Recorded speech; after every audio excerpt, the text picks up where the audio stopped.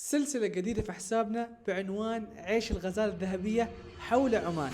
رايحين نصور أكثر من محافظة في السلطنة نوريكم جمال عمان، ونبدأ من نزوة.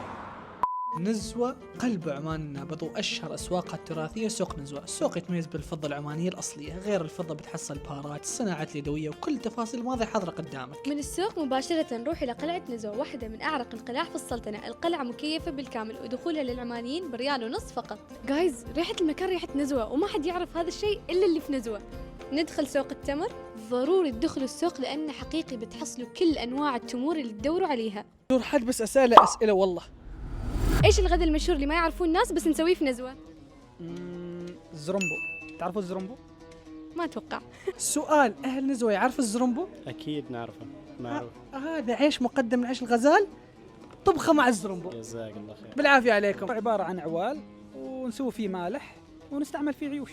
عشان كذا لازم تستخدموا عيش الغزال. شكرا لشركة الغزال الذهبية، وين تتوقعوا الوجهة الجاية؟ باي باي.